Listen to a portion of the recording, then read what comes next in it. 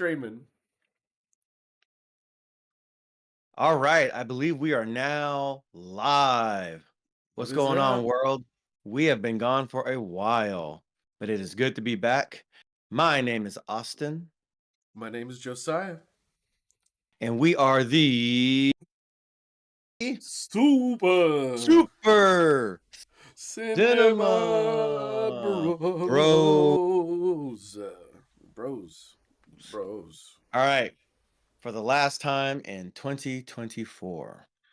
You All couldn't right, escape how are us. you? We're here How are one you more feeling, time. Mr. Josiah? How are you feeling? I'm uh I'm a little bit under the weather, I gotta say. Maybe Orlok came around my town. I think I saw a few rats, mice, crawling around here and there. So I've been under. I'm not sure if I will All succumb, right. but Eggers thinks that I will. We'll see. Okay.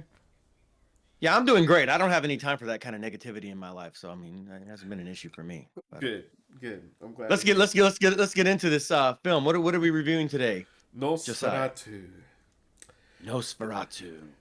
All right. the Robert Eggers Um, version. yes, the 2024 Robert Eggers version. What else has Robert Eggers directed? A couple years back, The Northman. I can't say too much about that film. I only watched like the first 20 minutes.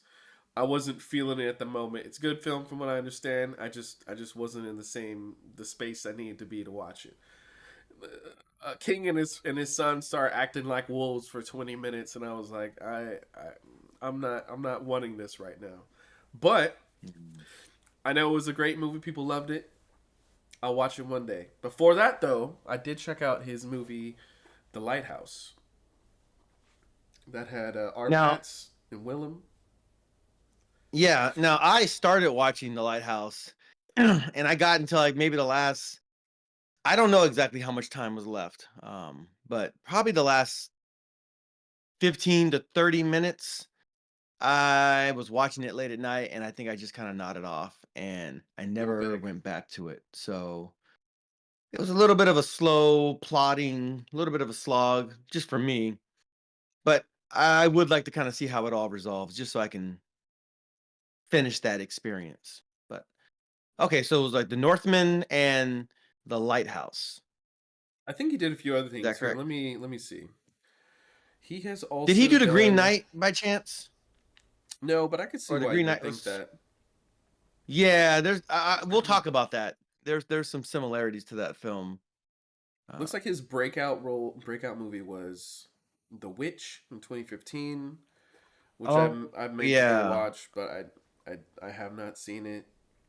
That was an A24 film. Wait, Yeah, that came out right around the time Hereditary came out. Yeah, it was right around that time. Maybe a little bit before. wait, maybe it wasn't A24. Maybe it was before A24 acquired the Sundance Film Festival. I don't know. Ye- Whatever it was. Yeah, yeah. Yeah.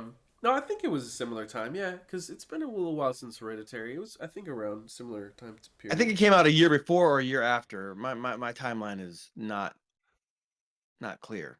Yeah, But I probably would have watched it if I was more into. I'm like watching more horror films in the last like year or so, and it might last just for a small amount of time. I'm seeing some good things, but a lot of them aren't impressing me that much, to be honest. I can only take yeah. spurts of darkness, and sometimes it's just too much. It's just too much darkness. Yeah, Anyway, it's like, if I'm preconditioned to always be waiting for a jump scare, something about that just kind of detracts from the experience for me. That's just a personal thing. Some people like the jump scares. When I watched it, the new version of it, the first part with the kids, yeah, I actually got a kick out of the jump scares because I was watching the movie, and that's probably what prompted me to react as strongly as I did. I was just having fun. yeah, But other than that, it's like most of those jump scares don't really pay off. And so they're just jump scares for the sake of jump scares because this is the horror genre or the suspense genre, and we have to like do something that fulfills the checklist of that genre. I don't know. That's just yeah. kind of my feeling of it. All right, Which so I can't completely fault Nosferatu. them, but yeah, I think when if there's a big old checklist of things you need to do for a genre, it falls on the low end of that checklist. You know, like if we're watching a superhero movie and it's between seeing a superhero landing and seeing a cool like suit up scene or something like that, maybe I'm more inclined to be like okay with a cool suit up scene more often than I need to see like a super dramatic superhero landing. I don't know. I don't know. You know, apples and oranges. Some people are like, oh man, jump scares are my favorite thing. I respect it, but uh, I'd push back that there are more amazing things about the horror genre that you should be fighting for and not just settling for, you know, bottom of the barrel, in my opinion, you know, jump scares and stuff like that. But anyways, thankfully this movie doesn't lean on that. Yeah, not too much. I think there was one clear jump scare. Actually, no, there's probably a few. There's a few. One in the beginning and one towards the end. But yeah, we'll get into that in just a minute. Do you want to give a quick synopsis of it, and then I'll give some clarity as to why it's called Nosferatu and not another vampire movie? Indeed. All right. So for Okay. this version, oh, this is a long one. That's more than a synopsis. This is It's the whole script. I know, right? I was like, oh shoot, yeah. Let me It's the entire adapted screenplay. just hold on. You know, It's gonna take me a little bit to fall into these characters. When I'm 2 hours in, I think you'll really like it. Uh,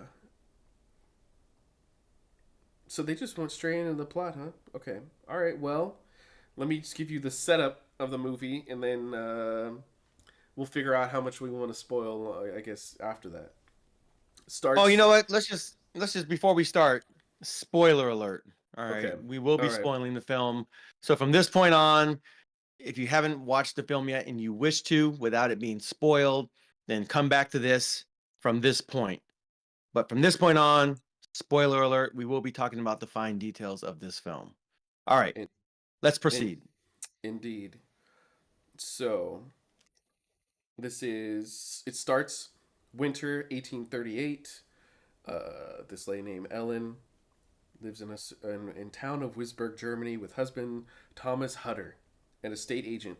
Hoping to gain financial security, Thomas accepts a commission from his employer, Ernock, to sell Schloss Grunwald, a decrepit stately home in Wisberg, to the reclusive, eccentric Count Orlok.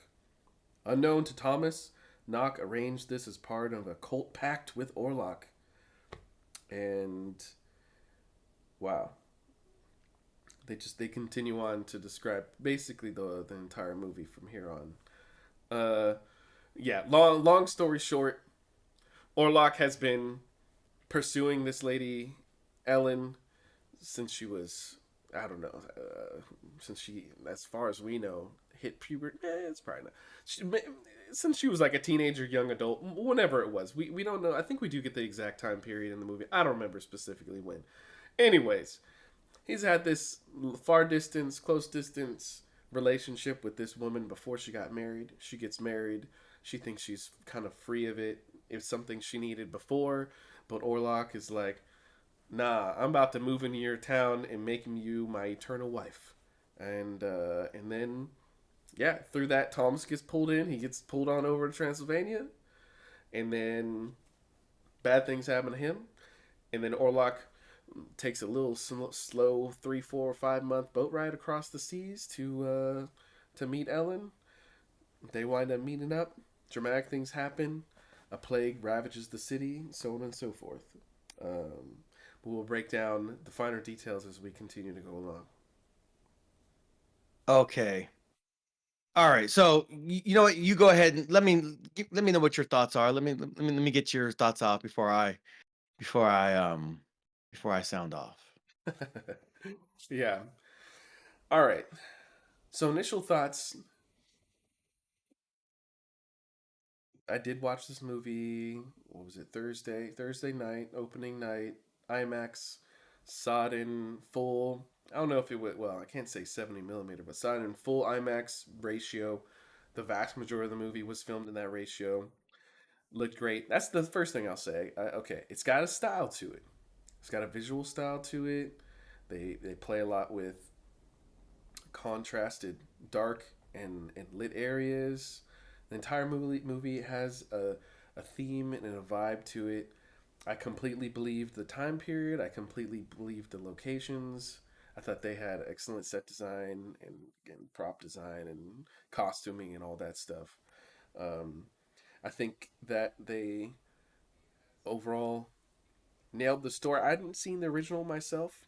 I've read a couple Dracula stories here and there. I just most recently read a Dracula story by a comic book by George Tinian the Fourth, and I'm forgetting the author. That was an awesome comic book. I might even pull it up later to show you guys, a shot or two within it. That was pretty unique. Um, the thing is though, I did wind up liking the movie, but I kind of came out of the movie like fine with it. I wasn't like absolutely blown away by it. I think there were some really cool decisions, but overall, I think that it didn't do anything new for me. I was like, I feel like they told the story. Now that maybe this is where my issue comes in, not knowing the original story well enough. Maybe if I knew the original story well enough, I'd be able to like, oh wow, they really broke open some windows and doors in these areas of the story, and it's so different than the original telling, and like this is an absolute masterpiece. I kind of don't think that. I tend to think that this story that they told here was good, but lacking in areas of telling a truly presenting a truly unique, fully unique take on the story. I kind of don't understand what the theming, what the messages they were trying to impart to me was. Um, if there was supposed to be a gigantic climactic moment, I kind of felt like that fell flat for me ultimately. And my biggest personal bias that I completely admit is I found Orlok to be a comedic character. And that kind of just like destroyed my just like the intensity and the horror element of it for me. I understand that's my bias. If like I can see on the one hand if people were able to see him completely as like the terror that he is, cool, this was done well. I think there could have been some more terrifying moments, admittedly, but I'd say like cool, it was done well. But since I found him to be a comedic character, like it felt like another I love What We Do in the Shadows, and I think it's kind of unfair, and that's why I say it's my personal bias. But he could have fit easily within the crew with What We Do in the Shadows as like comedic and completely buffoon vampire character with the silly Transylvanian, accent and crazy Russian sounding, Russian look and comedic gigantic mustache and making jokes like now I'm your neighbor and stuff like that. And yeah, anyways. So I think the movie's well done on a whole number of levels. Actors did a great job, and I think the roles and stuff like that. It just kind of felt like, cool, you made a great movie in a number of areas, but it didn't move me in anything, and it kind of made me wonder like, oh, why was this even made? Like, if you're just gonna kind of feels like you're telling the same story over and over, like, why is this made? Hmm. Okay. All right. All right. So just before I give my take on it, and then we can talk about it. Nosferatu is an adaptation of Bram Stoker's Dracula, which is a book that was written a few years before. But because uh, the studio didn't have the licensing rights to Dracula, they changed the name to Nosferatu for the film, originally in like 1922 or whenever it was. And one of the key details in the film, which separates it from Bram Stoker's Dracula, is simply that Bram Stoker's Dracula is a vampire who turns other people into vampires. In Nosferatu, he's basically a vampire that drains people of their blood, and he brings the plague to wherever he's at. He brings the plague with him. Yeah. And so um, that's the main one of the main differences. There may be differences, finer detail differences with some of the characters. I've not read the book Bram Stoker's Dracula, so I couldn't tell you. But based on my little bit of research, that's why it's Nosferatu and not Dracula. Basically, Mm, it was just that makes a sense. Yeah. decision based on licensing rights. All right. Mm. How did I feel about this film? Nosferatu is a from the Transylvania term, which stands for body count matters. Um,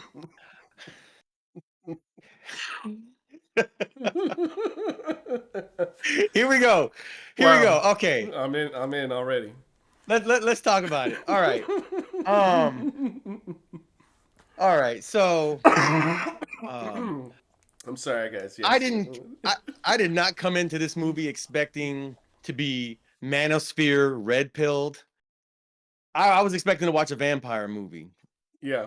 Hmm. And boy, the day, I don't know if it was intentional. I don't know if Eggers is low key watching Fresh and Fit on the daily.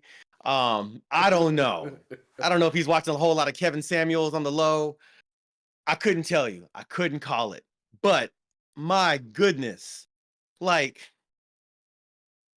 again, we don't know how long exactly Nosferatu was like creeping with this Ellen. young Uh huh. woman. Uh huh. Uh huh. Yeah. But my goodness, I mean, it's basically a toxic relationship where Yeah. apparently, Yeah. viewer discretion, parental discretion, whatever. But it seems like they were smashing every night in a nightmare dream hallucination scenario. Hmm. And it was haunting her, you know, Yeah. like, Yeah. she was like, and this is part of the issue with the movie, and it may have been an issue with the original 1922 film Hmm. in terms of plot and character motivation. The girl, who's played by Johnny Depp's daughter, and I have some commentary on that as well. We'll talk to that in just a moment. But like, Yeah. Yeah. it's like she's haunted by him. She hates it, but she likes it though. But she hates it. But nah, she likes it. But she hates it. Hmm. Nah, but she's down though. She's Hmm. down. Yeah. And the film never really resolves that. Mm-mm. And boy, does it ever not resolve that. Holy smokes. Okay, Yeah. so Yeah. yeah, just on a side note, gentlemen, young men, if you're dating somebody and they're like, "Oh yeah, that's just my ex. Yeah, we're just friends. Yeah, no, bro. No. Don't. No. No. Just don't. Yeah, Just when just when just we get to messaging about this movie, yes, I'm very excited to go into detail about all this. So you're telling me listen. you love this film, right? I don't know how I feel about this film. Um, I mean, a woman's 304 phase. Um, Turn a calculator upside down and spell it out. Um, I mean, what my takeaway from this movie is that it doesn't just affect her or the man that she's with. It doesn't just have deleterious effect for her and for her partners. This is going to be a blight on all of society. It's Yeah. a plague, if you will. Um, my goodness. Yikes. Um, yeah. Oh All right. boy. All right. I want to be Yeah, careful. I yeah, want to be careful what I'm saying. I'm not trying to go too hard in the paint, although I'm tempted. okay. Um, Fair, fair. Let's get into the theming. It sounds like though, give me one sentence like were you happy with this film? Did you walk out like, "Oh, um, I came out of this film. To me, the movie was in color, right? Yeah, it was in color, but there were parts of it that were in black and white. For some reason, it just felt like it was in black and white most of it. There are lots hmm." of parts that were in black and white, right? Trying to Or remember. maybe like it was I just think, a byproduct of a lack of light or a lack of, it was nighttime or whatever. yeah, I think it's supposed to be color the entire time. I'd have to watch it again, but outside of maybe like some dream stuff, that could have been black and white. I think it was all supposed to be Okay. color. Yeah, Okay, I remember so his film The Lighthouse was intentionally all black and white. I think this was just right, like right, right. I think dark, there are high parts of it, like the contrast. beginning, like the dreams, and some parts of it were black and white. Yeah. Okay, so the cinematography was good. It was very clearly shot for IMAX. And in that regard, it very much reminds me of was it The Green Knight? Mm-hmm. Uh, Another film that I feel was very specifically shot for a wide ratio, IMAX ratio. Yeah. And so I thought the camera work was really good. Sometimes movies do the thing where they do like the hyper zoom in or whatever, and it's like CG, and sometimes it's a little bit distracting. It's like, like just because you can doesn't mean you should, and it's like it's never necessary or integral to the plot. It's just them like moving from one scene or one set piece to another.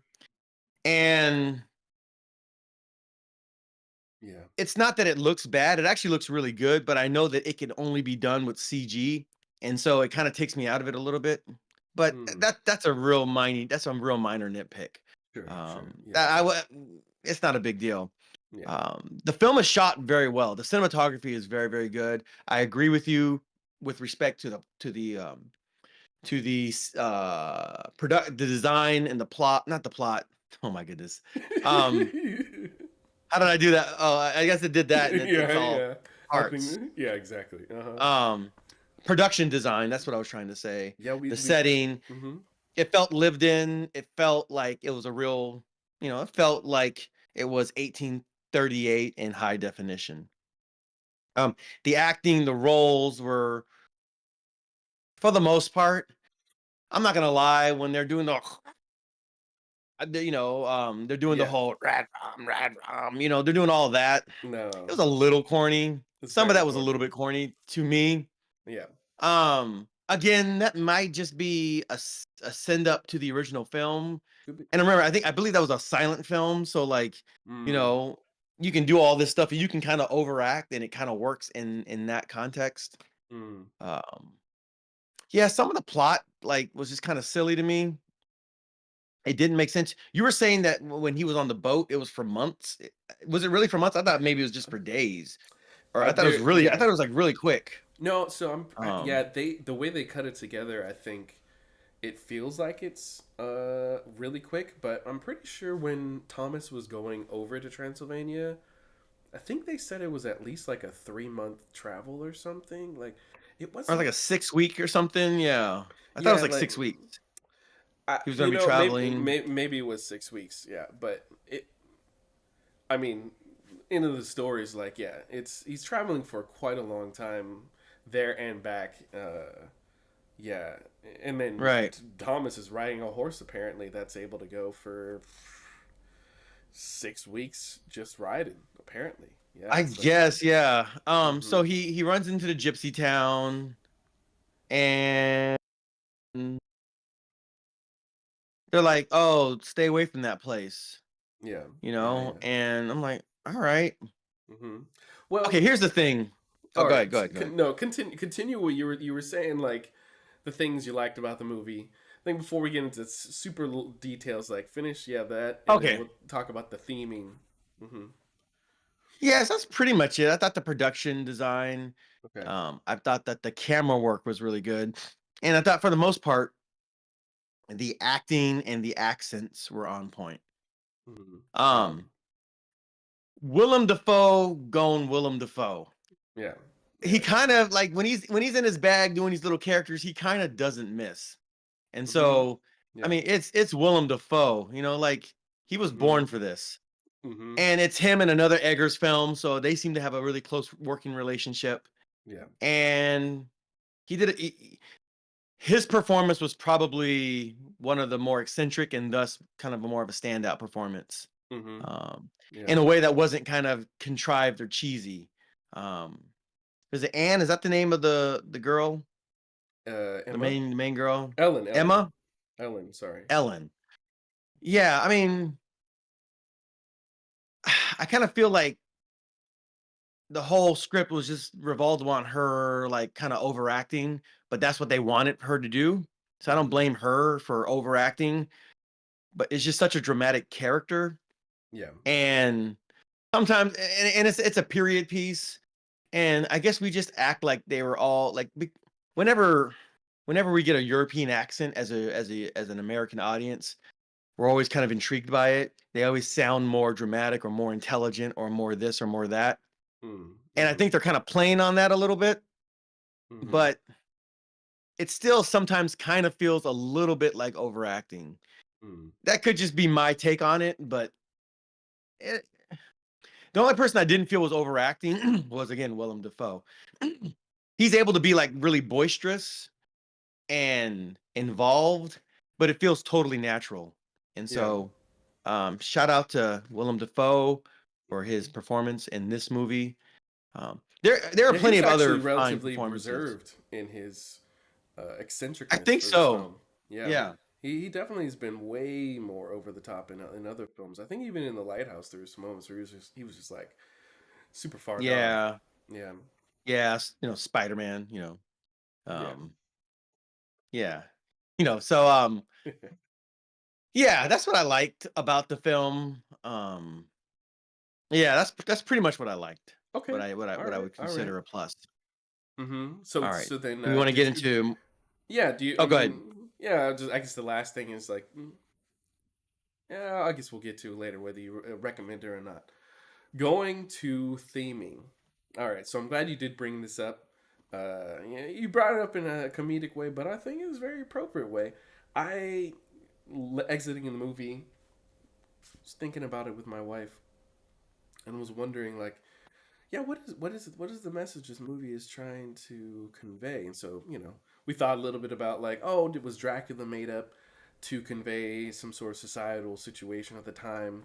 She was bringing up how like when we talk about Godzilla, why Godzilla was created to commentary on Japanese society and nuclear warfare and the fallout of all that and save Japan, Yeah. and it was like, oh yeah, I wonder if Dracula was made as a commentary on the state of Europe at the time and it wrestling with the plague or something like that. And so my thought, without having looked into it specifically, I guess this movie's based in Paris technically. Um, I thought I was like, okay, well maybe the film is trying to tell me that Paris was getting so in love with itself and its culture and itself as like as an art form and its own Was it life. Paris or a city in Germany? I don't I think this. thought they were Sorry, in Germany. I don't think this was. Was this Germany? I thought it was Yeah, France. I thought they were in Germany. I'm pretty sure they were in Germany. Actually, Um, sorry, my bad. I can't. I'm making mistakes here. It looks like it is Germany. Uh, I yeah, think the guy they were looking for was a doctor that came from Paris or something like that. got it. So we went to Yeah, Paris at something one like that. point. Yeah, yeah, yeah. Yeah. So okay. Well then, I guess this weakens it potentially a little bit. But yeah, like maybe yeah. Is it commentary? Is her pining for pleasure, satisfaction, um, recognition, acceptance from something. Oh, Is that like yeah. is and then but in her reaching into an area of darkness and evil, but then bringing it back, living with it, and then trying to move on from it, and she can't move on from it. Like, is that some sort of like greater commentary of like evil in society, of them having kind of like blindly disregarded things that are healthy for their culture and society, and instead, then when they realize that there are problems and they try to act like they didn't do what they were doing before, just can't move forward because they haven't Yeah. wrestled with and accepted what they did before, and now it's caused mass death and plague upon their city. Like, is this the kind of a commentary on that? Like, is this what the movie's trying to tell me? Yeah, yeah. What are your thoughts on that? Yeah. Fellas, listen. If she says she's just, wants to work on herself, wants to experience new things. But you know what? Just go ahead and pack it up. You know, it's all good. Just, you know, just take that as God's way of saying, you know what? Just keep moving. Indeed, And I'll just yes. leave it at that. Yeah, you know, I just need to eat, pray, and love. Yeah, bro, you need to exit stage right immediately. Hmm. Um, Hmm. yeah. Uh, oh yeah, she needed companionship. She needed, you know, Hmm. human connection. Hmm. Yeah, you know, and that's why you guys can't be together anymore. Hmm. Yeah, yeah. Read But in first, between the but lines. first she was different. Um, It's not you. She was different, and she yeah. had this You know, weird, like interesting I need thing about to work her. on myself. I need Yeah, to work on myself, she said. yeah, yeah, Yeah. yeah. She's got this Yeah. natural thing about her that makes her different from everybody. That like Yeah. other people hate her for, but she's got to Yeah. validate in herself somehow by pursuing this life. Yeah. Yeah. Euphemisms abound in this episode of the Super Cinema Bros, ladies and gentlemen. My goodness. But yeah, fellas, watch this movie and like, you know, some of y'all need to make some hard decisions. Yeah, Yeah. some of y'all, yeah. Um, yeah, that whole part is kind of confusing to me.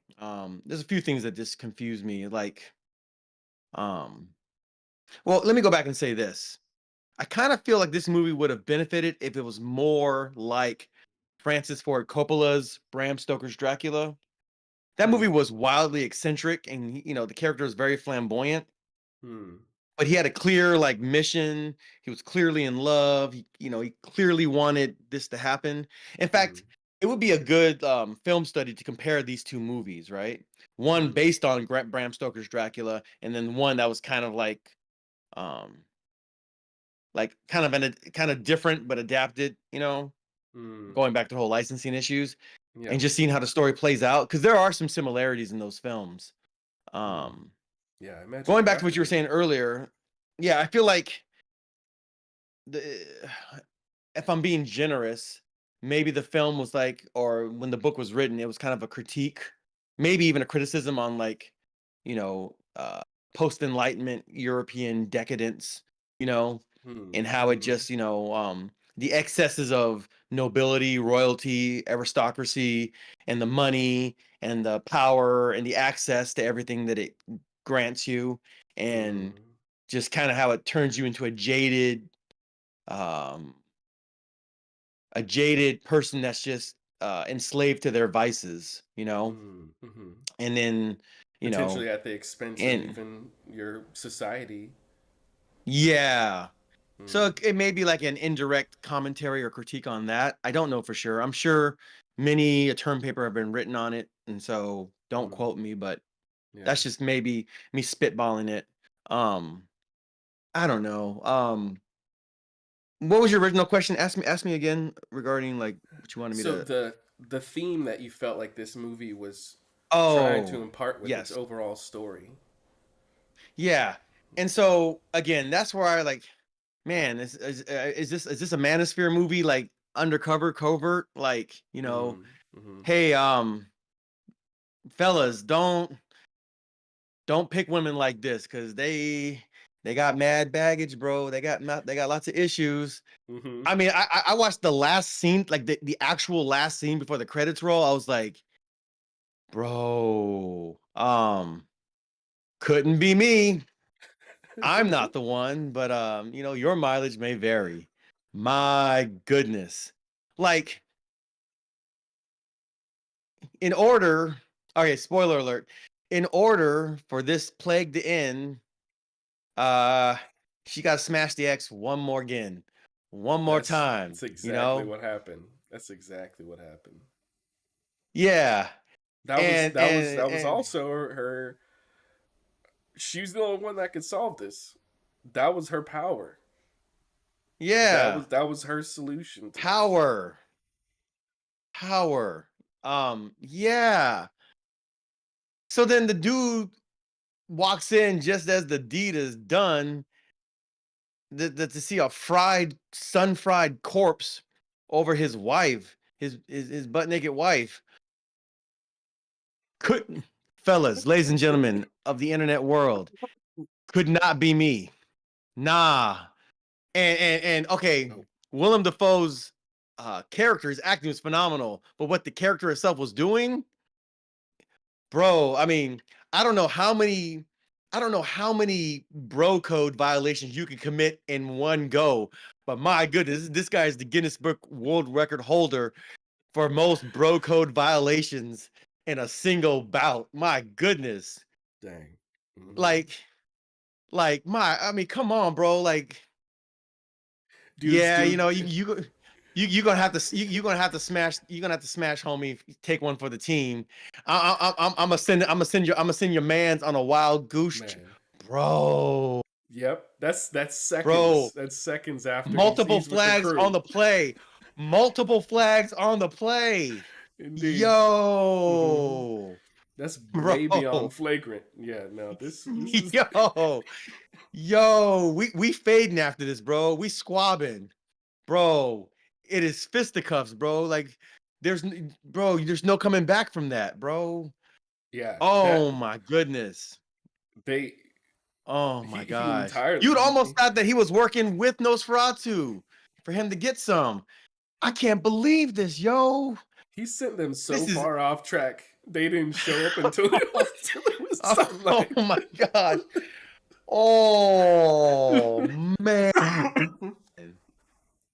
I mean, They were off track for yeah. hours, man. For And, hours. and, and and here's the part I don't get. Like, was Nosferatu, like, was he just like ready to die? Because like he knows what time of the night that he arrived to engage in, blood sucking uh biblical relations with this woman. Oh yeah. Oh yeah. Uh Hmm. I mean, was He he apparently did was capable of doing that their entire previous relationship for however long we know that they were together. He kept it together. yo fellas, vet your potential girlfriend, wife, beyond, vet them thoroughly, vet them properly. Hmm. um I'm not saying you got to ask all the intimate questions on the first date, um but according to this movie, maybe the second, maybe the second. I can't call it. I don't know. Your mileage will vary. You got to do what you got to do. All I know is this movie was like, it's just weird to me. I just I don't. I'm not sure what the theme was. Like, don't be a cuck. Like, I don't know. Like, because like the dude got bitten too. I mean, it's partially like, should he have Bad. listened to his wife in the first place? Would it have even mattered? Mm. Okay, there's a couple other things that I didn't that didn't quite make sense to me, or Yeah. just seemed a bit off. Number one, so Mhm. when he goes to his mansion, his estate or whatever, to have him sign the paperwork, like, was it that he had him sign paperwork in a language he didn't understand and put a signature, and that's basically him signing his wife away?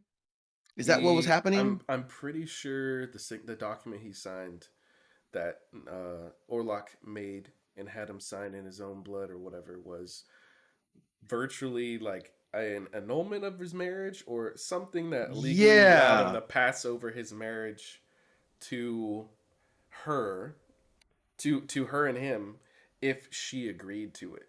Whatever that kind of document is, I don't know. Yeah. And like, what are the mystical magical rules of this universe? Like, It's kind that of like a wasn't so property clear. document, I guess, in a way, in a weird way. Yeah. But like, what mystical magical thing is like enforcing this? So like, if he doesn't do this and he tries to smash, and suck her blood, then he's gonna like get punished or die or killed or whatever. That's not clear. You can just chalk that up to mystical magical MacGuffin kind of territory. Okay, fine. Yeah, yeah, yeah.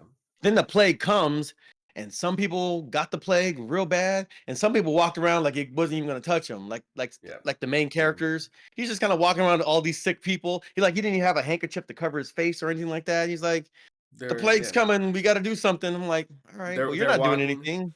Yeah, they're walking on Yeah, just walking in. crowds of rats when they're going to find and try and kill Orlok. Yeah. Yeah, It's like a plague ship. So like you just because there's rats, you know, you just know it's a plague ship. Like, I mean, weren't rats just on on these ships anyway, even in non-plague ships? All right, yeah, you know, yeah. I'm kind of It getting must in have the been. woods. In the It had to have been the dead bodies coupled with the rats, coupled with the crash ship. Like they can make the assumption that it's a plague ship. You know, yeah, I had to and admit it. But yeah, they were completely immune to. Yeah, some of this stuff, yes, it's just there yeah, it's is like plot some people started armor. throwing up. Some people on the ship started puking their guts out, and then some people didn't.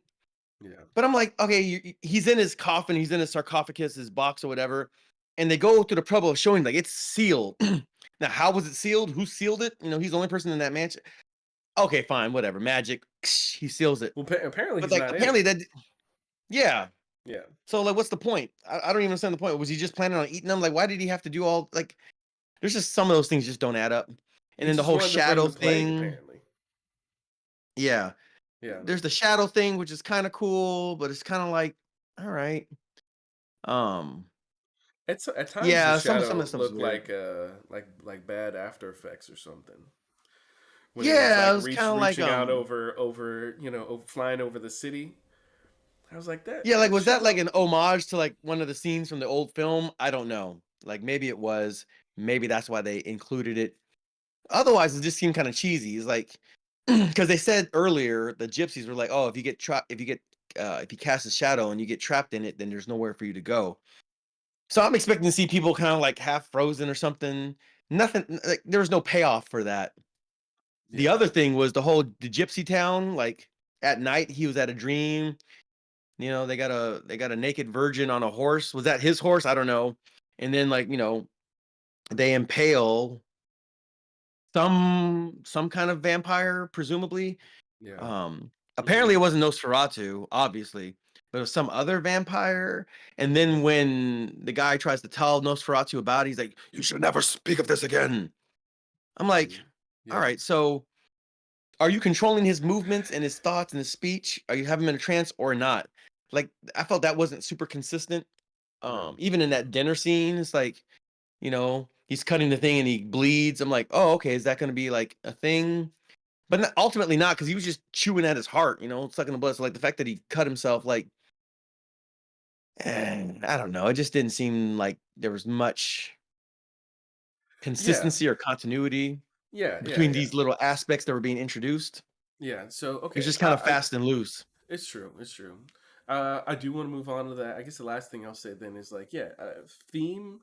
I think both kind of lost in some ways on what they're exactly trying to say.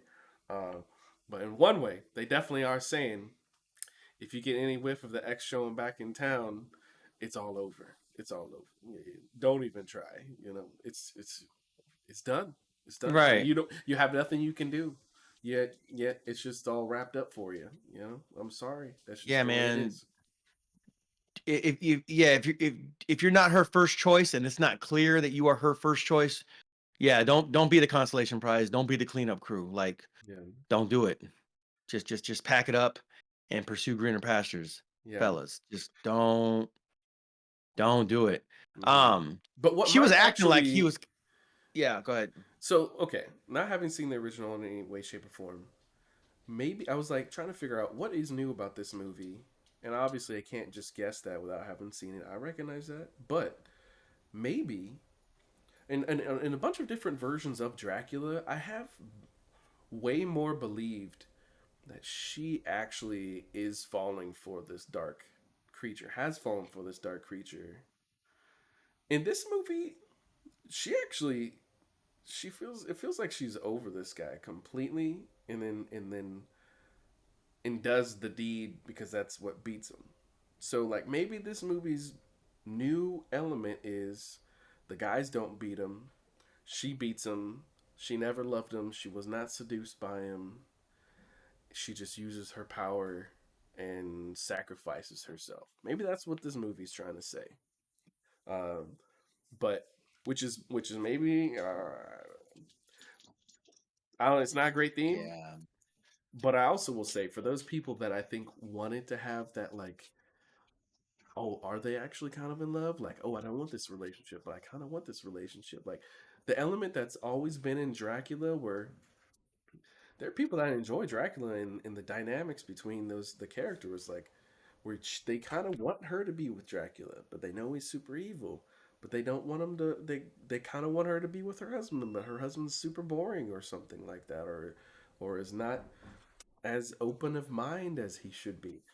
This movie did an absolutely horrendous job of getting me to like even think that I would want her and Orlok to be together. And if that's a big part of the story, if the seduction is a big part of the story that's supposed to be kind of like up in the air and like Yeah. titillating, this movie does a terrible job at that. Like she Yeah. was shooting this man down in every which way, and she was like, "Nah, Yeah. that was the past." Not This man, this was not Chad Ferratu. This was not Tyrone Ferratu at all. nope, No. nope, No, no, no. This was more like Simp Ferratu. a hundred He was like, percent. he's like, I'm bewitched by you or something like that. You got 3 nights to, decide what you're gonna do. Yeah, yeah, yeah. And then she decided what she was gonna do.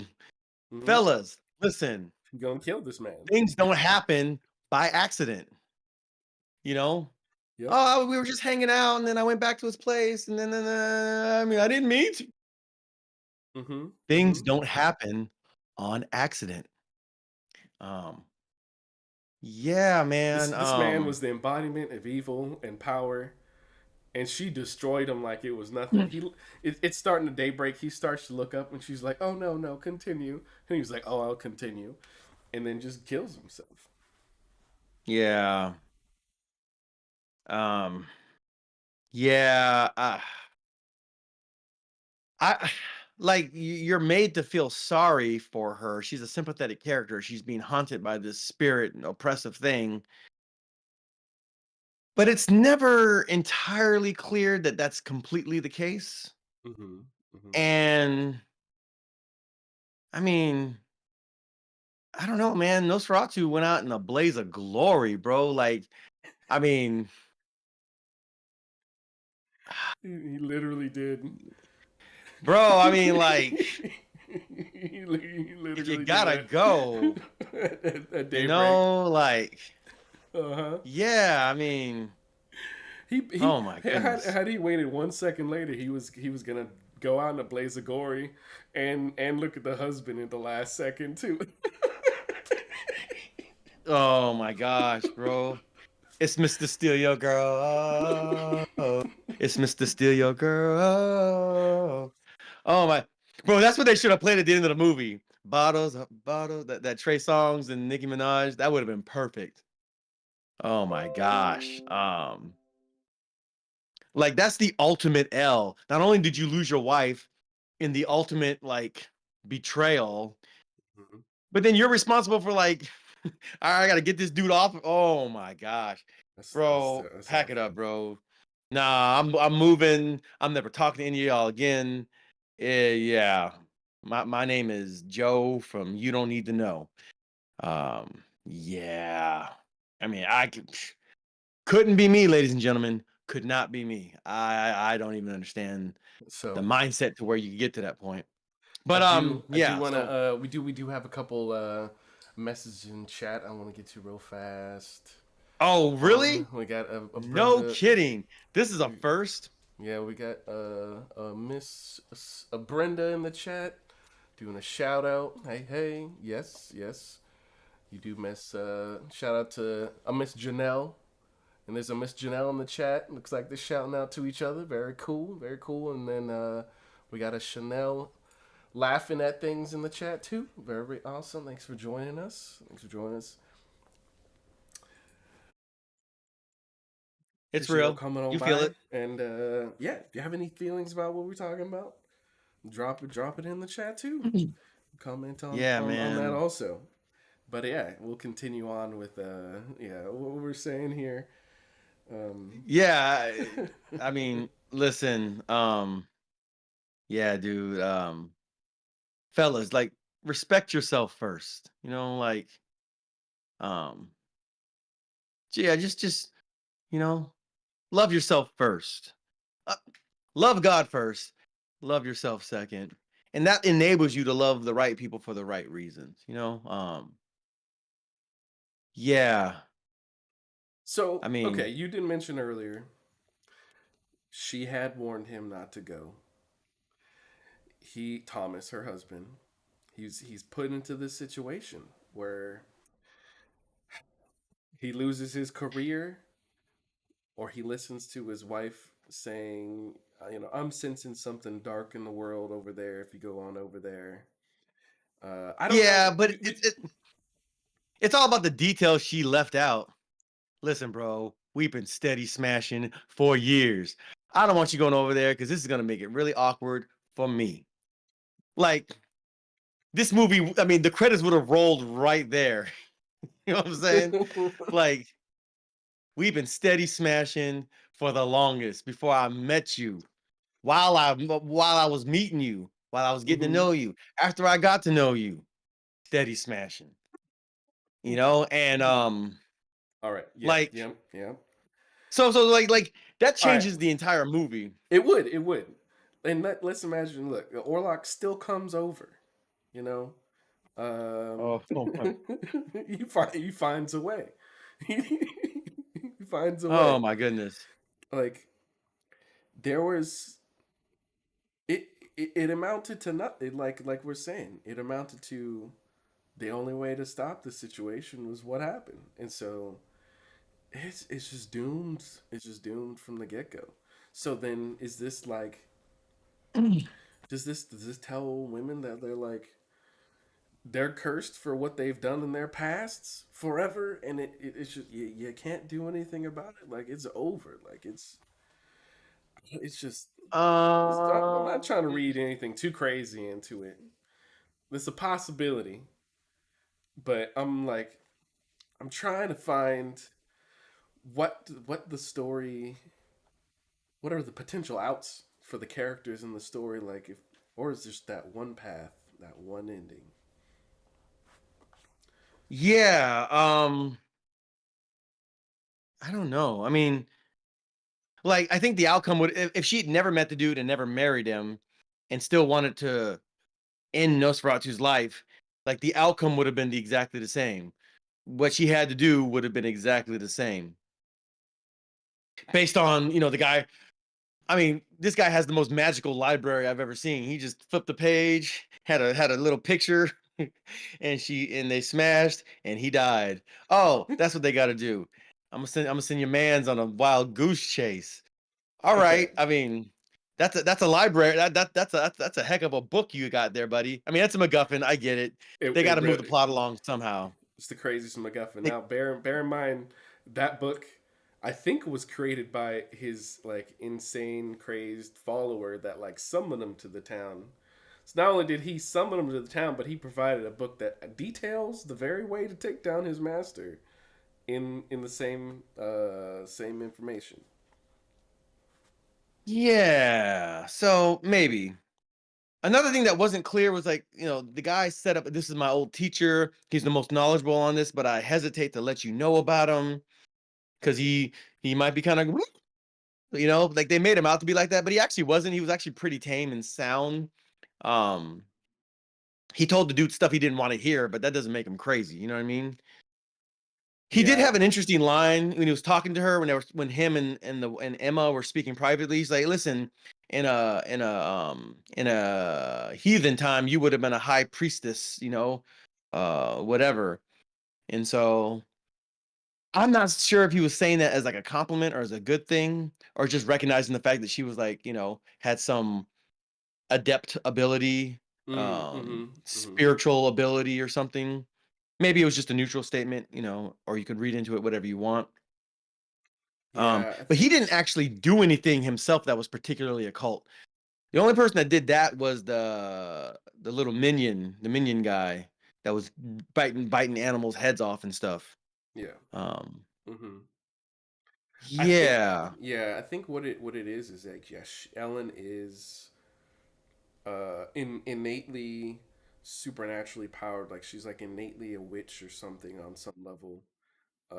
And so like that makes her the one and only person that would be able to stop Orlok, this embodiment of death kind of being.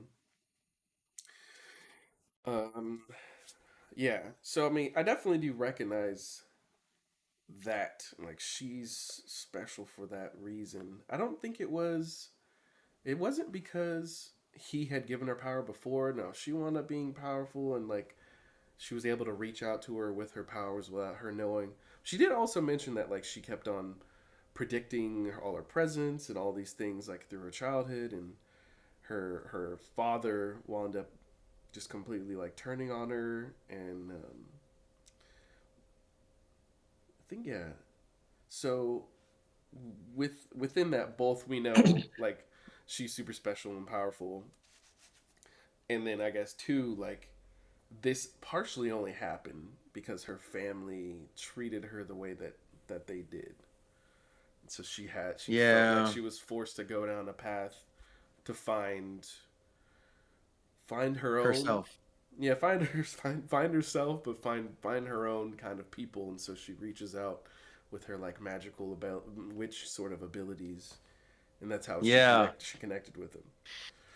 You know With what I was thinking as I was watching it? I was yeah. like, I wonder how this movie would have been if Ari Aster was directing it. Um, it kind of reminded me of some aspects of Hereditary, Mm-hmm.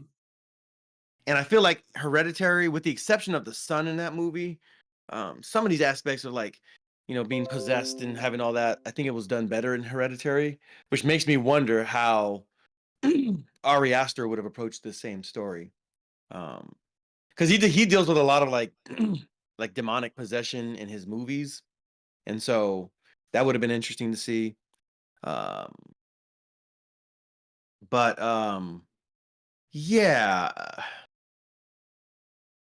yeah, I don't know. It's what am I trying to say? Yeah, I just feel like her powers and all of that. It just wasn't really clear to me if she was the one luring in Nosferatu, or if Nosferatu was chasing her, or whatever. And the only other thing that I think was kind of weird, or it's just a part of it, was like when the dude was in the castle, and then Nosferatu's like biting his chest and sucking his blood. Mm, It's like it was kind of weird. It's kind of like he was also kind of like gyrating and like humping. I'm like, all right. To yeah. me, it kind of ties in um with Dracula, because if you watch Dracula, he's kind of like innately like bisexual, like, or like Dracula's kind of if you have blood and you have a pulse, um you might get it from Dracula. In this case, it seemed like anybody that had a heart. um yeah. Making things even more blurry and murky is during the scene itself, where they finally meet at the end, when he actually goes in for he bites her. Mm, She's kind of, and this ties into the beginning of the movie, where she's not screaming in agony, but she's kind of mm-hmm. making intimate sounds. She's kind of Mm, moaning. So is she really not enjoying this? Is this really torture for her? It's not mm-hmm. clear, Mm-hmm. which just confuses like whatever the theme is, or whatever, like, what are we supposed to feel about this? What is the takeaway? Was she really dreading doing this? Mm-hmm. I don't Yeah. know. You tell me. Yeah. So yeah, Yeah, I mean, it's a definitely little confused. going down that line of questioning is he yeah, they presented it. It's a dangerous one. Yeah, Yeah, yeah, yeah, yeah. it seems like she's trying to murder this guy, but we do know that like at one time she was about this and invited it, and I guess at some point they decided to just split, uh, and then he's wanted it back. She's not wanted it. She's wanted to end it here. But like you But they've pointed been out, doing like it in the dream world the whole time, right? it seems to be that She's like, I dream of that him could every be. night. Like, this is going down every night. That very well could be what's happening, or it could be that he's able to just reminder of it. Like he's able to like mentally project controller in the dreams, so it is happening, but it's not literally happening. So that, but he wants it to be Yeah. physical and eternal. So yeah, I don't think I don't think she wants it anymore though, and he's continuously forcing it upon her, which is So when the which is when the two kind of were messed date when up. yeah. So Which is kind of when messed up. If you're gonna look at it from that perspective, it's kind of messed up that the directors and the people in the story are making it look like she's enjoying herself. Like it's kind of a twisted thing to depict. Like if I she agree that it is doesn't want twisted. this, yeah, Uh, yeah, there doesn't seem to be any real fight or resistance. Like she was arguing. She just didn't like the outcomes around her, and she was just in a constant state of being haunted. But we're not even sure about that. You know what I mean?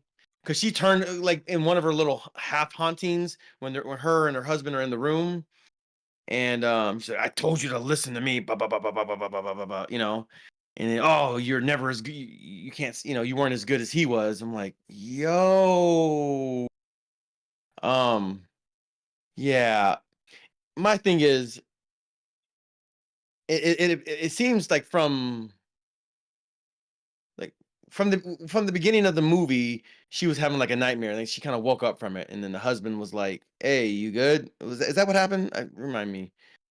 Because he had to leave. He was running late, and he had to go. He wanted mm-hmm, her to stay, mm-hmm. you know. Yeah, she And wanted him to so, stay. Yeah, but did she wake up violently? I can't remember, right? Because like the beginning of the movie starts with her having one of those crazy dreams. Um, yeah, I forget the specific moment. Um, yeah, but I think she had to have waken up in a way that he wasn't immediately concerned when he was talking to her. It wasn't yeah. He seemed until to be she's chill. yeah, he seemed to be okay. So which, what are we supposed to read into that her husband is being emotionally closed from her and not Well, that didn't actually seem like the case acknowledging. because they were making out and stuff, and like if he had a few more minutes, they'd have gotten it in, and so he's like, I really got to go, hate to do Sure. it, and Mm-hmm. so Mm-hmm. Yeah. yeah, so maybe she had bouts on and off, um, yeah, fellas, if you're seeing things while you're dating, don't assume things are just gonna magically get better when you marry her. It's just going to exacerbate whatever's there for better or for worse. Um, if she's got her issues to work with, she's possessed or whatever, like you can love her, you can care for her. That doesn't mean you have to marry her and start a life with her. Just, just, just tread carefully. That's all I'm saying. So Um, okay, I'll give her the I benefit of feel the like doubt. Maybe what his happened was situation probably could have been avoided.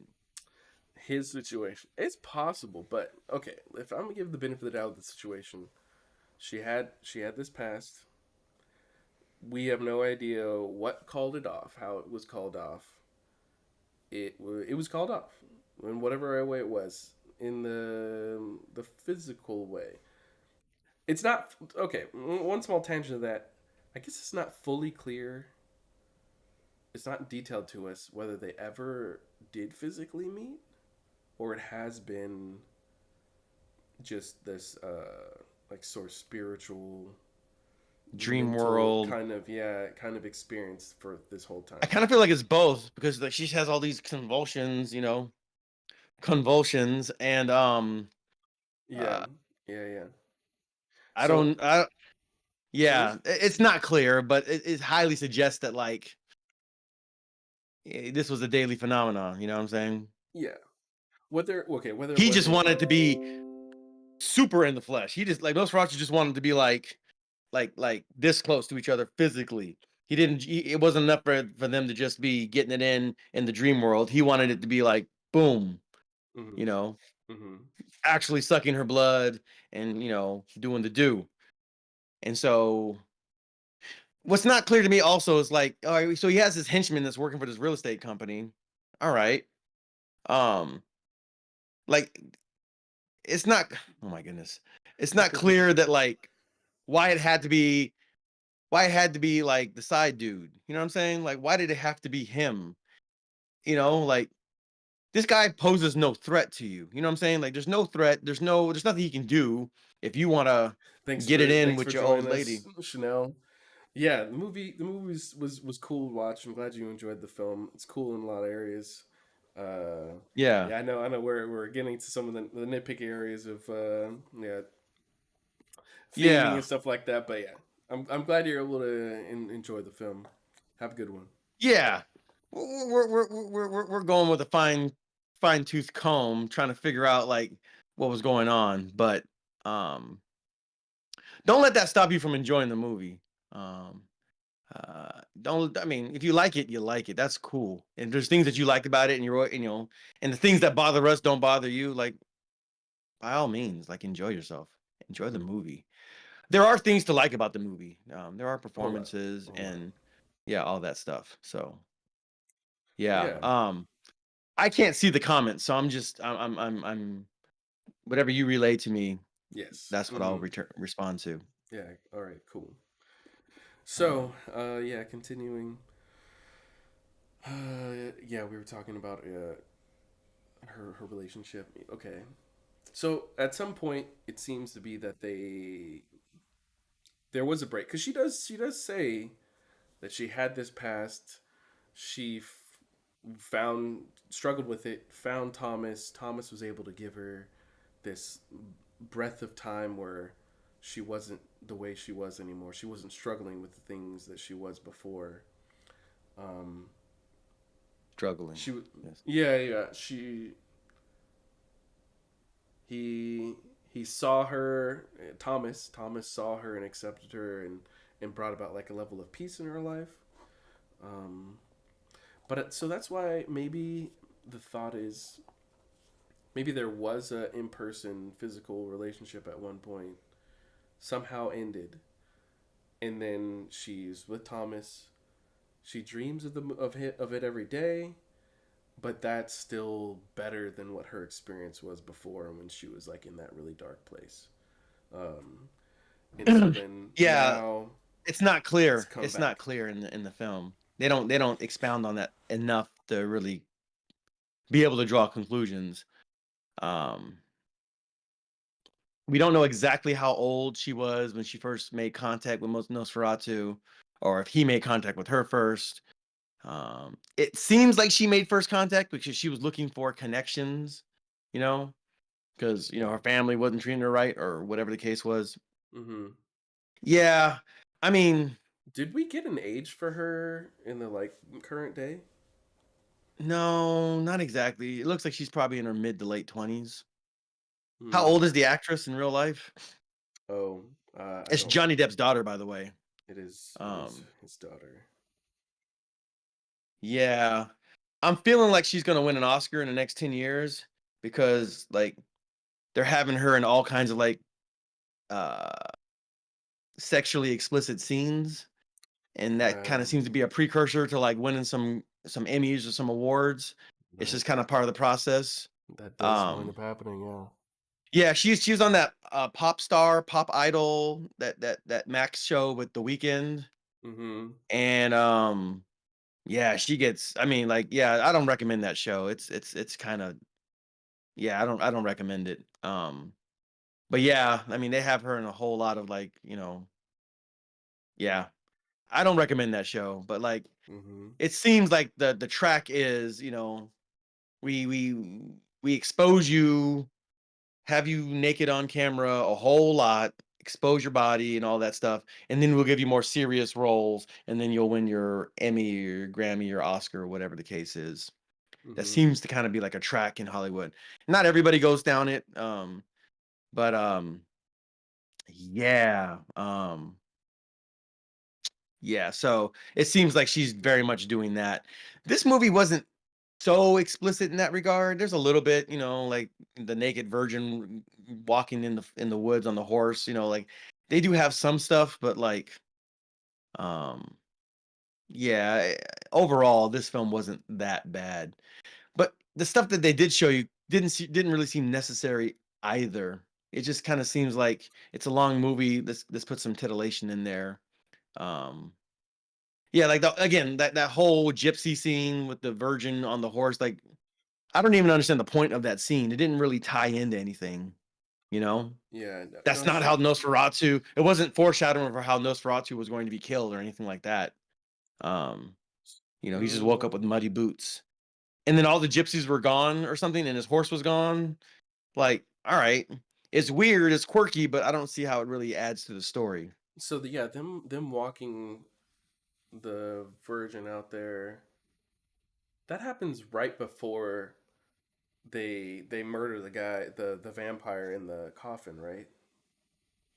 Yeah, and this is a dream. So like, or is it a dream? Oh yeah, yeah. I don't Or I don't think it's supposed to yeah, be a that's not dream. even that's not entirely clear.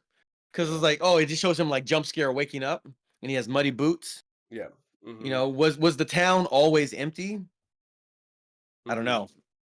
Um, was it all hallucination? The movie doesn't seem to be like ebbing towards that type of portrayal. It seems like the people were actually there. It's it's a little muddled, and so it's kind of hard to decipher exactly what's going on. My thought for that Uh, was, I think it is. Well, I did go on, was it IMDb or something, and the guy that stakes the vampire was identified as a vampire killer, I believe. Uh, I was expecting to hear like Van Helsing come up at some point, oh like yeah. the Mm-hmm. vampire killer. That didn't happen, but I was halfway expecting that to be Willem Dafoe's character. I think that is You know, I think that is who he's supposed to be, basically. yeah, Yeah. you know, Because yeah, one of the versions of Dracula I read recently, the graphic novel I was telling you about, Van Helsing is an older guy who was the knowledgeable guy that's brought in, that knows about the yeah. occult and like provides basically the answers leading up to the conclusion, and actually kind of like, yeah, fights with Dracula.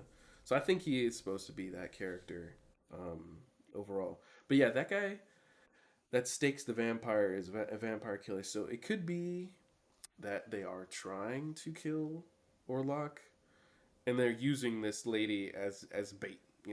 Maybe the town over the years has been offering virgins for him to be satiated over the years. It's kind of like my guess at what happens in these sort of storylines. And so they were using her as bait to then murder, if not the main vampire, a vampire.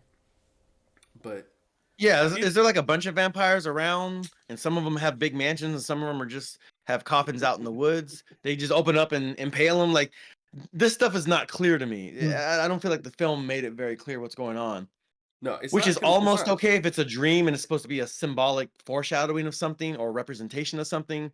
But if it's Mm-hmm, just happening, then like I'm like, all right, it's just stuff happening for the sake of happening for the sake of happenstance. mm-hmm, And to me, that kind of detracts from the story because it's like you're introducing a bunch of stuff, but there's no payoff to any of it. It's just happening. Does that make mm-hmm, sense? mm-hmm, mm-hmm. So, Oh, well, maybe it could have yeah. been. Maybe it could have been. Yeah, the people of that town we're trying to pass some information on, how to stop the great evil, that they're going up against. And so they were like, hey, you gotta distract him with what he wants, and then catch him. um Yeah, my thing is if they were going to do that, they would need to establish that, establish some kind of a mythos or ethos and then play it out. mhm, Like mhm, it's almost like you have to guess what's going on. And I don't like when movies make you guess like that. I feel like no, that's it's your job to communicate one way or the other in the story, in the screenplay, mhm, what mhm. it is and how it is to be interpreted. And there may be instances or movies or scenes that can be left open to interpretation. You Yeah, know, yeah. everything doesn't necessarily have to be completely spelled out, but there at least needs to be like an alphabet. You know what I mean? It's true. It's true. And I get it. some vocabulary. Hmm. Otherwise, we're just like, well, maybe he meant this and maybe it meant that, and you know, Hmm. it's like the this isn't what this movie does isn't as bad, but like when filmmakers do like the whole ambiguous ending, like No Country for Old Men. Mm-hmm. That's like a well-known example. It just kind of ends abruptly, Yeah. and there's like, oh, or even The Green Knight. He gets to this, the very end, and the guy just kind of goes, "Boop," and then that's the end of the movie. I'm like, we watched the whole movie just for that, like Oh dang. stuff like that. I hadn't watched that. Do Yeah, you no, remember I that? mean, I didn't watch it. Yeah, I'll not But watch it if didn't it we ends do? that way. Wait, wait, didn't we do a review on it? I'm No, pretty no, sure we no, did. no. We've Are you not. We've sure? not. I'm pretty sure we did do the Green Knight. I'm Now I gotta positive. go back. I'm pretty sure. I'm positive we haven't. Yeah, it's Really? okay. Okay, maybe We not. just Maybe not. it's all right. Don't even worry. Don't even worry. Doesn't matter. Okay, Yeah. but yeah, No, this just isn't as bad as the unambiguous like end, but like it's just like things just aren't fleshed out enough for me to be like, oh, okay, and now I get why this is happening. Oh, I get how that ties into that. There's too many things just kind of happening, mm-hmm, you know. mm-hmm. And if Yeah. Nosferatu's powerful enough to have a carriage come and open up for him and have Mm-hmm. the wolves chasing him, Mm-hmm. then why does he even need him in the first place? You know, if he Oh, can do all that, well, why didn't he it get his henchmen to fill out the paperwork for the estate himself? Why do you even have to send the dude over there in the first place? so my inferred guess on the situation is that he had to it had to happen in person. It had to be from Orlok to Thomas to present the information. Orlok had to be the one. Yeah, so that's my only guess, that he had to be the one. They had to be in person. The thing, yeah, the things though, it's like that are kind of funny about it though. It's like they had those technicalities, but he didn't need to like tell him what was going on. Like he didn't have to like let him know exactly what the document said or anything like that. It just needed the signature. It's like it's totally fine that he's like not knowledgeable about what's happening or not agreeing or any way, shape, or form. It just needed to be his physical signature. So I get what you're Yeah. saying on the one hand of Fellas, like, yeah, fellas, do not sign any contract, any legally binding document written in a language you do not understand. Don't do it. Don't let it be you. All right, uh I'm huh, sorry. Go ahead. yeah, yeah, yeah. Especially when it's got such magnificent graphic design around the the sign here section. Oh, No serious document is gonna make the sign here section seem nice at all. It's just gonna you're barely even no. gonna notice it. That's why they have to put a little circle and point it out to you. Like, these is where you circle. This is where you sign. Anyways, yeah, no, I feel you on that. I also was wondering about a couple things myself. One, I thought Thomas was dying. I thought he was dead. Like after the signature was signed and he was trying to run away, and Orlok is having his moment with him. Like, how is this Yeah, man not like? How is he not completely drained of his blood and gone? Like, right. and Orlok just disappears and goes and I guess. What did he want Thomas just to be alive to realize like what happened? And he's just I don't even understand why he didn't Right. turn into And then he vampire. falls into the river. He falls into Mm-hmm. the ocean or whatever. That's all kind of weird. And there's the whole issue of like the reason why she's having all these epileptic seizures or whatever is because she has too much blood. Remember that whole thing? Mm-hmm. Mm-hmm. So I'm like, all right, so is Nosferatu, is he in charge of this? Is he controlling her or not? Or is he just bewitched by her? Because if he's bewitched by her, then like she wouldn't sign up for all that stuff because that's just a terrible life. Yeah, it's just more uncertainty and a Was lack of that clarity from the. was it Willem's character or his student's character that said she had too much blood? I think that one of the other doctors, I think the original doctor, Willem Dafoe's student, said that, Yeah, yeah. and then Willem Dafoe like he just like like he takes a big like giant needle and syringe or whatever, pokes it straight through her arm, Mm-hmm. but like it doesn't appear that she bleeds out or whatever. He's like, oh, she's Mm-hmm. in another world right now. I'm like, all right, I mean, if you say Yeah, so. yeah. No, I think Again, it's it's just stuff happening. yeah. Um, Yeah, I don't know why Thomas didn't become a vampire, but you giving me the information on why this is Nosferatu, not Dracula, maybe explains why he didn't become a vampire. Um, Right. but it kind of doesn't make sense why he's even alive at all. Uh, Beyond them just needing someone to be aware that evil is coming. Um, Right. And then they had the whole aspect of the church, right? Like the church is like it was like this kind of neutral place where Nosferatu couldn't go in. Now that's more clearly spelled out in Bram Stoker's Dracula because like um Vlad the Impaler or like whatever his real name is, like he like full on rejected God, rejected the Trinity and everything, and that's part of his whole mythos. I think something to that effect. hmm, And so for him to go into a church or to see a crucifix or whatever is like, that kind of thing. yeah. That wasn't so clearly spelled out in this movie, but like clearly he was in the church and like they're like, oh no, you got to stay here. This is where you're gonna be safe. And Hmm. he didn't seem all that unsafe when he went back home, you know. Um, and why didn't they bring her to a church? Why didn't they bring Emma to a church? Where she could have been protected. In order for them to consummate their relationship, he would have had to go into a church and then maybe she wouldn't have had to die. Um, It they probably wouldn't have had to they wouldn't have had to consummate that relationship. You dig? Like, mm, uh, it wouldn't it's have like, been no, I'll necessary. stay in my room. I'll stay in my room. I'll take my chances. Like, yeah, I bet you will, sweetheart. Um, He would have figured a way to pull her out of the church. Like I'm I'm actually happy that they didn't yeah, try and do something like that because it's just extra steps. right. Yeah. Listen, if she didn't want to do that, then like, there's no reason for her to put on that wedding dress, right? Hmm. That's a whole lot for something you don't want to do, She right? was she was deceiving this dude. She was doing all that she could. So what Was he was weird? Yeah, was what's she up really was deceiving him, or was he was just prepared to go out in a blaze of glory? He was just he was just gonna go out that way. He was just gonna go out smashing. Like, I mean, I oh gee, you got me. Hey, call me deceived. Like, you know. I mean I'd like to agree with you that he wasn't deceived, but it's breaking dawn and this dude is still lost in it. And he looks up and then she just pulls him back for like a half second. He goes up. I regret nothing.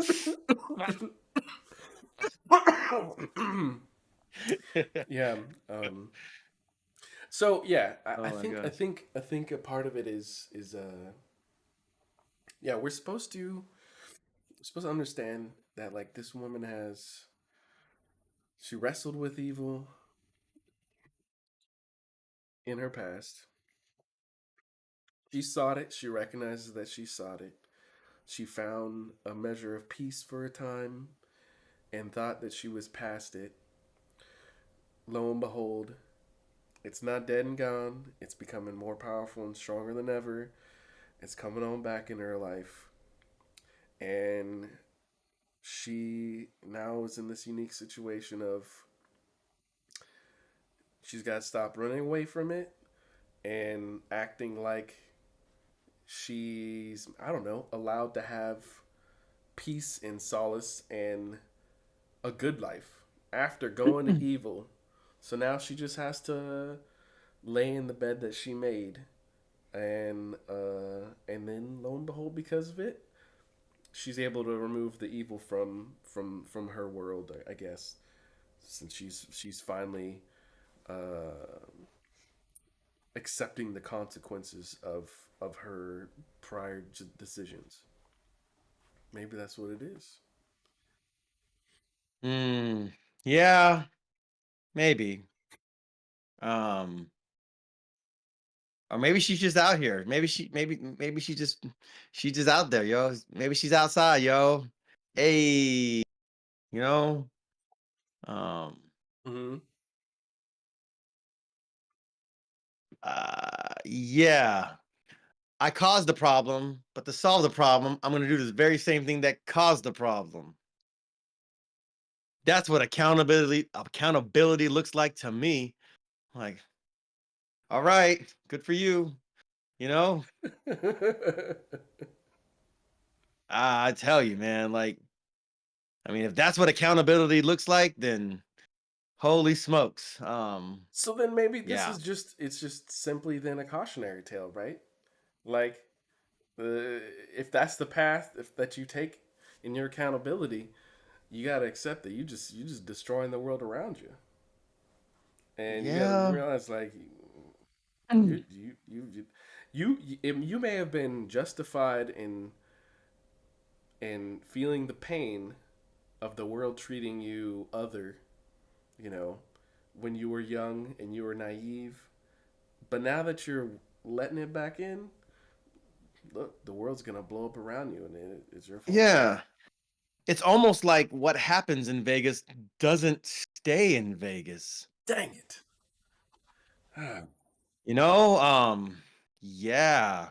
Now you can extrapolate that out and make of it what you will. Um, but yeah. Yeah, so okay. Final summary judgment. Do you recommend this movie? What do you what say what says you?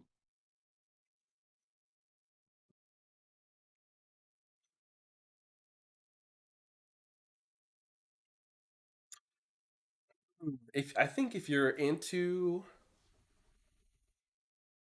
this genre, I think if you've enjoyed stories of this genre, if you're looking for visuals, to be immersed in the world and the visuals, in cool cinematography, in audio.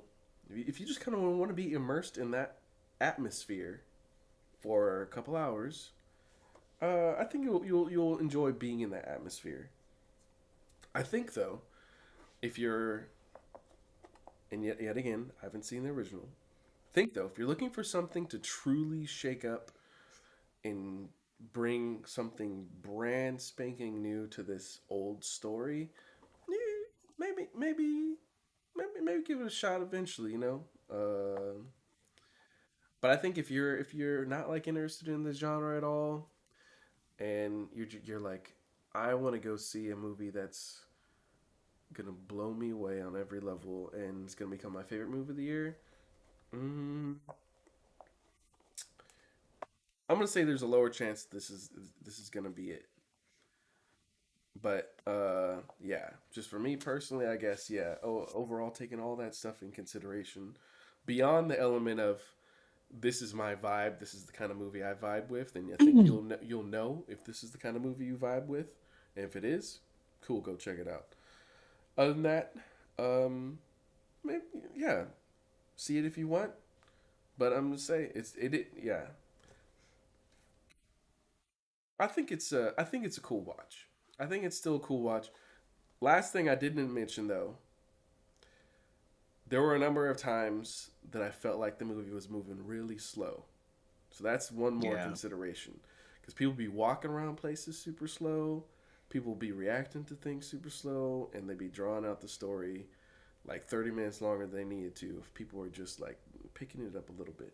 So that's one last consideration. So I think it's a cool film, but I don't think it did anything amazing for the story, and I'd have been fine if it didn't exist. But I think they executed it in some fun ways, from the acting to the cinematography and all that stuff. Um, I just don't think the story was all that satisfying by the end for me. Yeah. Okay.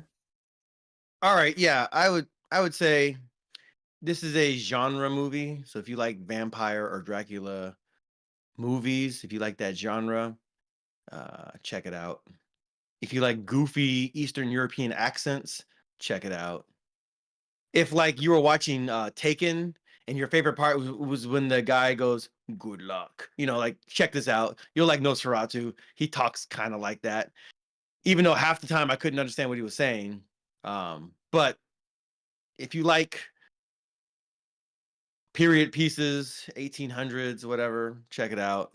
But otherwise, like if you're gonna watch this, I'd wait till it showed up on like streaming and then watch it at 1.5 speed, and then you should be pretty good to go. Mm-hmm. I don't know why this movie had to be 2 hours long.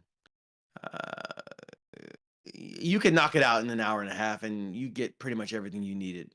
And so, I agree with them. There's some scenes there's just like these some like panning shots and stuff. It's just like, okay, we get it. It's a big scene or whatever. But let's just hurry it along. So I'm not really kind of sort of like I was telling Josiah this earlier. Like I'm really not into zombie movies, but like a few steps ahead of that, like vampire movies. If the vampire movies is really good, I might be interested, but otherwise, like these kinds of movies generally aren't my preferred genre to watch. But I Yeah. wanted to check it out, and yeah, I'm glad that I did. If you are a cinematography buff, or you really geek out over good camera work, there's some really good camera work in this movie, so you might want to check it out for that. But otherwise, if you're not a big vampire Dracula aficionado, you could probably skip this one. That would be my take. Mm-hmm. Yeah. All right, cool man, cool man. Here, let me grab this comic real fast that I can All right, let's recommend to go. people for yeah. Ba-da-ba-ba-ba-ba-ba-ba. Ba-da-ba-ba-ba-ba-ba-ba. Ba-da-ba-ba-da-ba-ba-da-ba. Ba-da-ba-ba-da-ba-ba. Ba-ba-ba-ba-ba-da-ba-ba-ba. Ba-da-ba-ba-bum-ba-ba-bum. Ba-da-ba-ba-da-ba-ba-ba-da. Ba-da-ba-ba-ba-ba. All right, and we back. Ba-da-bum-bum-bum-bum. All right, we're back. So it's Dracula. Dracula by George Tinian the Fourth and Martine Simmons. The art is amazing.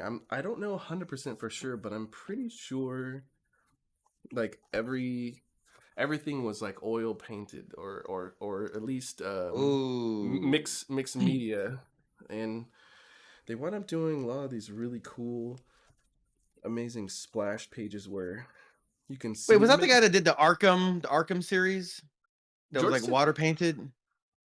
Was that the same Uh, guy or is it somebody else? water painted. I'd have to look it up. George Tinian has written for Batman, but I don't know. Yeah. But yeah, there's really cool stuff. Ooh. And you actually can see that I'm pretty sure it's oil, but they actually have like physical lace that they put in there as well. Nice. Very cool. Yeah, yeah, and so this comic does a fascinating job of representing Dracula in like both like physical and mental and intangible ways throughout the story. Like his presence is executed in ways throughout this is really fascinating. Yeah, there's Hmm. the Van Helsing guy that's in this here, and then he Nice. also similarly has that like that guy that works for him that has like all the rats and stuff like that. So yeah, a lot of similarities to the story. It's fascinating. Interesting. Highly I recommended. I would also recommend if you're into the vampire genre, some things that I actually do like. Vampire Hunter D, Bloodlust in particular. Um, yeah, absolutely recommend that. Japanese animation. The original Vampire Hunter D, which came out in the 80s, with a limited, it had a limited budget when they made it. It's not a perfect movie, but if you like Vampire Hunter D, it's still a fun watch. It's an 80s anime, so as long as you go in with that understanding, it's fine. Um, but yeah, probably the high watermark of vampire films for me would most likely be Vampire Hunter D Bloodlust. Um, Mm-hmm. Other than that, the original Blade movie is a lot of fun. Um, the original Interview with the Vampire, the movie, the Brad Pitt, Tom Cruise movie. Um, let's see. I do not recommend the new Interview with the Vampire, the series. I don't Mm. recommend that. I have personal reasons. I'm not going to get into that, but yeah, I don't really All right, recommend all that right. one. But yeah, there's a couple good vampire movies out here. I would even check out again Francis Ford Coppola's Bram Stoker's Dracula. It's super weird. Um, Keanu Reeves is in that movie with Winona Ryder, and Keanu Reeves' accent alone is worth the price of admission. It is remarkably bad, spectacularly bad. I don't know why they had him speaking that accent, but it is like it steals the show every time he opens his mouth and starts talking. It is like incredibly bad. Um, I've never seen it. I gotta um, check this out sometime. yeah, yeah, yeah, yeah. He's like trying to do like this kind of weird British European accent, but it's like it's the dude from Bill and Ted, it's the dude Yep. from Point Break, you know. But Mm-hmm. he's like, it's you just gotta watch it for yourself and check it out. I'll leave Nice. it at that. I'm sure there's many a subreddit, a Reddit thread about just his accent alone in that movie. Mm-hmm. Um, but it's like Francis Ford Coppola, weird and eccentric. So um, it would be a nice counter to like this movie and just kind of see which story beats are the same, which Mm-hmm. ones are different. Other than that, Yeah. um, Demon Slayer also feels like a version of a yeah, vampire story. Demon Slayer is almost like Nosferatu, almost more so because like they're vampires, but they're not just merely sucking people's blood and getting their life force. They're like just straight up eating people, which is closer to what Nosferatu was doing. Um, I would also say The Lost Boys, which was it was a late '80s movie, had Kiefer Sutherland. That's a good vampire movie. I would check that out. It's Mm. fun, it has Corey Feldman, Kiefer Sutherland, a couple other people, and it's a fun '80s movie. Has all Yeah. the It's like the Goonies, but with vampires. And so those are the movies that come off the top of mind that I would recommend. Um, Mm. this is almost more like Alien. Like Alien is like the ectomorph. What do you call them? The Xenomorph. Ectomorph. Xenomorph. Ectomorph. That's like Ghostbusters or something, Yeah, right? I know, right? The xenomorph. Like there's like this weird. It's kind of like a vampire in some ways. It's more feral and it doesn't have any emotions. It doesn't feel. It's just viciously ravenous. Um, Again, that's a little bit more like Nosferatu as opposed to Dracula. But if you're just Yeah. looking for things that are kind of similar, those might be up your alley. So those are my recommendations if you're looking for something either in this genre or genre adjacent. That's what I would Mm. recommend. So Yeah. check it out. Yeah. Sweet. Yeah. If there's no other closing comments, Nope. I anything think we're you want to good. close out 2024 with? Super Cinema Bros side of things. Um, yeah, I think we're gonna pick it up more so in 2025. I think we want to do this more consistently. Part of the issue for this year, I just don't feel like there was a whole lot of movies that I really wanted to see, Mm. and so Fair enough. I didn't really feel the pull of the cinema of the theater. There wasn't anything that was like, oh, I really got to check that movie out. Um, Aside There from were a couple Deadpool. moments. Yeah, Deadpool was fun. It's the Yeah. Ryan Reynolds show. If you like that, then it's cool. Mm-hmm. Mm-hmm. I know I That's saw some other movies. well. I just don't have great. I can't think of them right now. Okay. Okay. Well. I guess yeah. While we're thinking about that, yeah. Just let me take a moment I, to think of. I would recommend you're checking talking out about this. movies that came The out this year? Yeah, yeah. Movies that came out this year. Since Deadpool, I won't go to the early beginning of the year. We already talked about a bunch of things throughout the beginning of the year, but since Yeah. Deadpool, I would recommend you checking out The Substance. Okay. With Demi Moore and Margaret Qualley. Uh, Mm. Nudity warning though. If that's a factor, that's a factor. Watch out, watch out. Maybe don't Yeah. check it out. Um, Beyond that, man, Sonic wound up being a real fun movie. Sonic 3. Okay. That's just personal feel, and I think I'm people that down for fun like movies Sonic, that are just silly and a good time. it Yeah. was a fun movie. It's worth watching. It's worth checking out. I think, especially if you had all played Sonic Adventure Battle 2 on the GameCube, Mm. like just at all, the one that introduced Shadow to begin with. Oh man, it does such a great job like capturing some of those vibes. Even there's some similar vibes. Even remember the first Pokemon movie with Mewtwo? Like Mewtwo and Sonic are pretty similar in like some of their backstory and what they went through. I think Mm. if that like affected you at all back in the day, you might wind up enjoying Sonic. But honestly, it's just a movie that's fun and Jim Carrey gives a good recognizable. performance. He gives it his the performance that he always gives. You know, fun Yeah. performance. Honestly, yeah, there were several moments in that movie that I laughed specifically because of what Jim Carrey was doing and pulling off. So, like, Okay. yeah, he was a big part of winning me over for that for the third film. Yeah, I enjoyed him in all of them Mm. too, but anyways, yeah, beyond that, There's that you know, I Japanese film about the guy that cleans the toilets. What was that called? oh yeah. Um is that like Perfect Day? Yeah, Perfect Days. I really want to see that one. It's actually it's on my queue in my Amazon Prime. Yeah. I'm gonna rent it. I want to check it out. I heard it was really good. Yeah. Definitely Uh, worth checking out. Hey man, I know you're not into song, but Wicked was a fun film too. I'd be curious to see what your thoughts on that would be.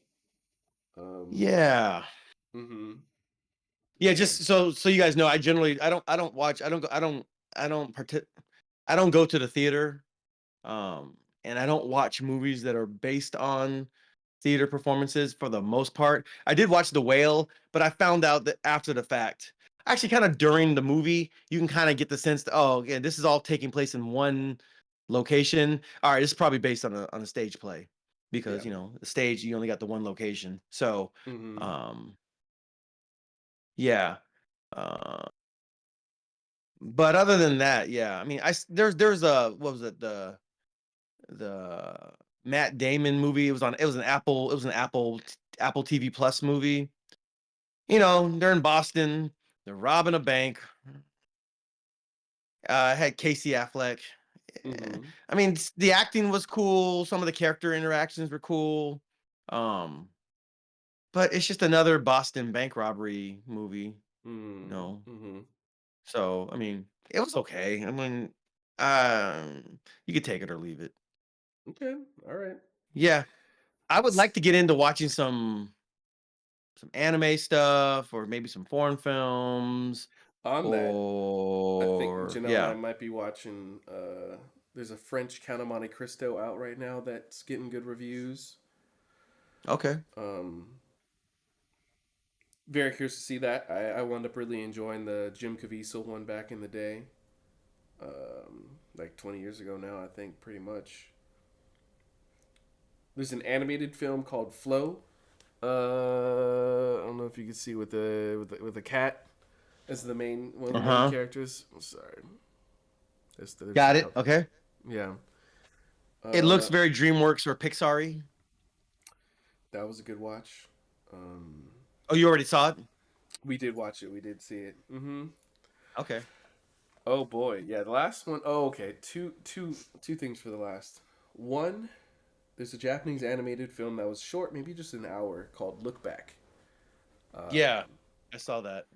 That's on Netflix right now, right? you did see it. We did we talk about Oh, it? I saw that it was out. I didn't watch it. I haven't seen it yet, but Oh, I okay. saw that. I think it's available on Netflix now, I think. Oh, that'd be great. Yeah, no, check it out. Yeah. It's very worth watching. I think yeah, you would really like watching that film, especially. Okay. And then we also did check out a film that's probably gonna be talked about a good amount, Anora. Uh, so both We Live in Oh, Time and Anora, both like romance movies. We ultimately yeah. wound up liking We Live in Time more, and I think I was able to connect with some of the themes that were represented in there. That was with um, Florence Pugh and Andrew Garfield.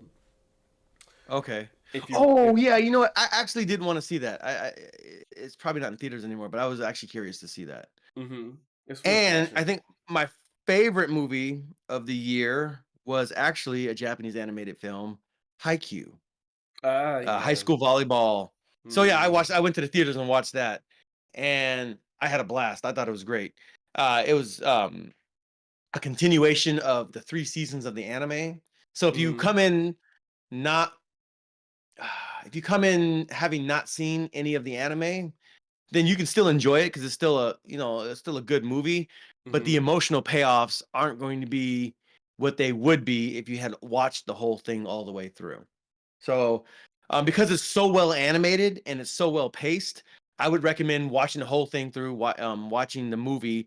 There should be a sequel movie, hopefully coming out in the Well, upcoming year. yeah, hopefully. And then yeah, did Demon Slayer come out this year? I think it Mm. did. Oh, was there a movie for it? Yeah. The Hashira training arc. Oh, okay. Yeah, yeah, I think so. Did that come out this year? I think so, but that wasn't just like a summary No, movie, was it? no. I'm sorry. That was the season. That was on. You can watch that on streaming. But they got a trilogy of movies to finish off the series that are supposed to be coming out next year, maybe the year after. Oh, really? So they're not gonna So do. Okay, that's cool to hear.